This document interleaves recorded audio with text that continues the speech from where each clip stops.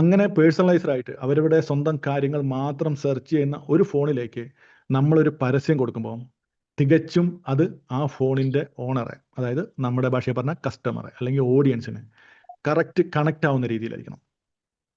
അങ്ങനെ നമ്മൾ കണക്റ്റ് ആവുന്ന രീതിയിൽ ഒരു പരസ്യം അല്ലെങ്കിൽ ഒരു പോസ്റ്റർ സെറ്റ് ചെയ്ത് അവരുടെ മുമ്പിലേക്ക് കൊടുക്കുകയാണെങ്കിൽ ഓട്ടോമാറ്റിക്കായി അവരതിൽ അട്രാക്റ്റ് ആവും. അങ്ങനെയാണെങ്കിൽ നമുക്ക് ആ ഒരു സെയില് നല്ല പ്രോഫിറ്റ് തന്നെ ഡീൽ ചെയ്യാൻ പറ്റും. സോ ഞാനൊരു 2 സെനാരിയോ പറയാം. ഒരു ടൗണിൽ ഒരു ഫുട്വെയർ ഷോപ്പുണ്ട്, ചെരുപ്പുകളിലൊക്കെ വിൽക്കുന്ന ഒരു ഷോപ്പ്. അപ്പോൾ കുറച്ചധികം പേര് ആ കടയുടെ മുമ്പിലൂടെ നടന്നു പോകുന്നുണ്ട്. ഒട്ടുമിക്ക സമയം ഒരാളുടെ ചെരുപ്പ് ആ കടയുടെ മുമ്പിലെത്തിയപ്പോൾ പൊട്ടിപ്പോയി. ഒരു സാധാരണക്കാരൻ. അപ്പോൾ അദ്ദേഹം പെട്ടെന്ന് നോക്കിയത് ചെരുപ്പ് കട എവിടെയെങ്കിലും ഉണ്ടോ എന്നാണ്.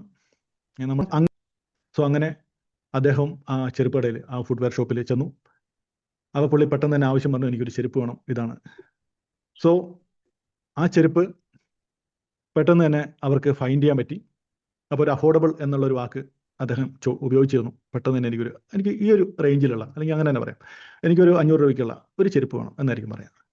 സോ അദ്ദേഹം ചെരുപ്പ് അവിടുന്ന് വാങ്ങി.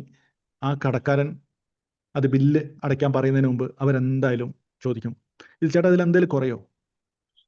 കാരണം അതിനെയാണ് ബാർഗൈനിങ് എന്ന് പറയുന്നത്. അപ്പോൾ ഒരു 500 രൂപേൻ്റെ ചെരുപ്പ് എടുത്ത് കൊടുത്താൽ പോലും ഒരു 50 രൂപ ബാർഗൈനിങ്ങിനുള്ള പോസിബിലിറ്റി അവിടെയുണ്ട്.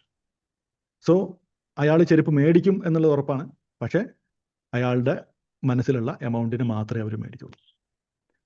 സോ അങ്ങനെ ആ ചെരുപ്പ് സെയിലായി. അപ്പോൾ നമ്മൾ കടക്കാരനെ കുറിച്ച് ചിന്തിക്കാം, അവർക്ക് കുറഞ്ഞ പ്രോഫിറ്റ് ഉണ്ടായിട്ടുണ്ടാവുള്ളൂ. ഇത് ഒരു സെനാരിയോ.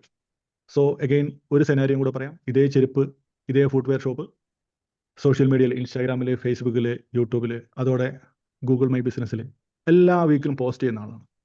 അപ്പോൾ അവർക്ക് പുതിയൊരു കളക്ഷൻ വന്നു. അതിൽ സ്പെഷ്യലായിട്ട് നല്ല ബ്രാൻഡഡ് ഷൂസാണ്, especially for trekking, customised for a woman. So അവരുടെ ഒരു 2-3 പരസ്യം ഓൾറെഡി ഓടുന്നുണ്ടായിരുന്നു. ആ ഒരു പരസ്യം കണ്ട് ഒരു ലേഡി, ട്രെക്കിങ്ങിനൊക്കെ പോകുന്ന, അവരുടെ കാലൊക്കെ നല്ല രീതിയിൽ കെയർ ചെയ്യുന്ന, അവരുടെ ആരോഗ്യം, സന്തോഷം എല്ലാം കെയർ ചെയ്യുന്ന ആ ഒരു യങ് ലേഡി അവരുടെ ഷോപ്പിലെത്തി. അവരുടെ മൊബൈലിൽ ആ പരസ്യത്തിൻ്റെ സ്ക്രീൻഷോട്ട് ഉണ്ടായിരുന്നു. എനിക്ക് ഇന്ന പ്രൊഡക്റ്റ് വേണം, അത് ട്രൈ ചെയ്യാനാണ് ഞാൻ വന്നത്.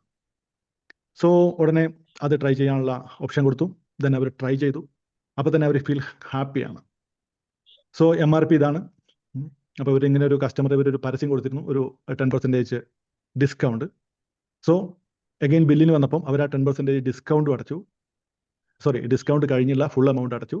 അതോടൊപ്പം ഹാപ്പിയായി അവരൊരു നല്ല റിവ്യൂവും കൊടുത്ത് അവിടെ നിന്ന് ഇറങ്ങി. സോ എൻ്റെ ചോദ്യം, ഇപ്പം നമ്മൾ 2 സെനാരിയോ കണ്ടു. ഒന്നാമത്തെ ആളെ പോലെയുള്ള കസ്റ്റമറാണോ നിങ്ങളുടെ, അതോ രണ്ടാമത്തെ ആളെ പോലെയുള്ള കസ്റ്റമറാണോ നിങ്ങളുടെ മെജോറിറ്റി ഓഫ് കസ്റ്റമേഴ്സ്? ഒന്നും കൂടെ ആലോചിക്കുക. 2 സെനാരിയോ പറഞ്ഞു. ഒന്നാമത്തെ സെനാരിയോയിൽ ബാർഗൈനിങ് ടു മച്ച് ആണ്, അവർ പ്രൈസ് കൂടുതലാണെന്ന് പറയുന്നുണ്ട്. എമർജൻസി ആണെങ്കിൽ മാത്രമേ അവർ സാധനം മേടിക്കുന്നുള്ളൂ. രണ്ടാമത്തെ കേസിൽ അങ്ങനെയല്ല, അവർ ഫീൽ കംഫർട്ടാണെന്ന് നോക്കുന്നുണ്ട്, ഹാപ്പി ആവുന്നുണ്ട്. അതേപോലെ തന്നെ പറയുന്ന പേയ്മെൻറ്റ് അവർ കൊടുക്കുന്നുണ്ട്. സോ നിങ്ങളുടെ കസ്റ്റമേഴ്സ് എങ്ങനെ ഉള്ളവരാണ്, 1 ആണോ 2 ആണോ ചെല്ലും. സോ ഇന്നത്തെ നമ്മുടെ ടോപ്പിക്കും ഇങ്ങനെ തന്നെയാണ് വരുന്നത്. നമുക്ക് ഈ രണ്ടാമത്തെ ടൈപ്പ്, സെക്കൻഡ് ടൈപ്പുള്ള കസ്റ്റമേഴ്സിനെ എങ്ങനെ കൂടുതൽ അവരെ തന്നെ അട്രാക്ട് ചെയ്യാം. സോ ആ രണ്ടാമത്തെ ടൈപ്പ് കസ്റ്റമർ ആണെങ്കിൽ മാത്രമേ നമ്മുടെ ബിസിനസ്സിന് ഗ്രോത്ത് ഉണ്ടാവുള്ളൂ. കാരണം അവിടെ പ്രോഫിറ്റ് ഉണ്ടാവുള്ളൂ. ആദ്യത്തെ പോലെ ആണെങ്കിൽ നമുക്ക് സമയമാണ് പോവുക. അതായത് ജനറലി ഒരു ബിസിനസ് ഫാസ്റ്റ് ആയിട്ട് ഗ്രോ ചെയ്യണമെങ്കിൽ 4 കാര്യങ്ങൾ അത്യാവശ്യമാണ്. ആ 4 കാര്യങ്ങൾ ഇതാണ്. 1, നിങ്ങളുടെ പ്രൊഡക്റ്റ് അല്ലെങ്കിൽ സർവീസ് ആർക്ക് വേണ്ടിയുള്ളതാണ് എന്ന് കറക്റ്റ് അറിയണം. നമ്മൾ തുടക്കത്തിൽ പറഞ്ഞതുപോലെ ഒരു ബ്രോഡ് കാറ്റഗറി അല്ല, ചെറിയ കാറ്റഗറി. രണ്ടാമത്തെ കാര്യം, എന്ത് പ്രോബ്ലമാണ് എക്സാക്ട്ലി സോൾവ് ചെയ്യുന്നത്. നമ്മളിപ്പോൾ ഒരു 10 പ്രശ്നങ്ങൾ സോൾവ് ചെയ്യുന്നു പറഞ്ഞാൽ അത് ജനറിക്കായി പോകും. അപ്പോൾ ഒരു 1-2 പ്രശ്നം, ആ 1-2 പ്രോബ്ലംസ് വളരെ സ്പെസിഫിക് ആയിരിക്കണം. അത് നമ്മൾ സെർവ് ചെയ്യുന്ന കസ്റ്റമേഴ്സിൻ്റെ ഡീപ്പസ്റ്റ് ആയിട്ടുള്ള ഒരു പ്രോബ്ലം തന്നെയായിരിക്കണം. പിന്നെ 3, നമ്മുടെ കസ്റ്റമേഴ്സ് എന്തിനെക്കുറിച്ചാണ് എപ്പോഴും വറീഡ് ആവുന്നത്. ഇത് വളരെ ഇമ്പോർട്ടൻ്റ് ആണ്. കാരണം ഈ ഒരു ചോദ്യത്തിന് എക്സാക്റ്റ് ഉത്തരം നമ്മുടെ കയ്യിലുണ്ടെങ്കിൽ നമുക്ക് സെയിൽ പെട്ടെന്ന് ക്ലോസ് ആവും.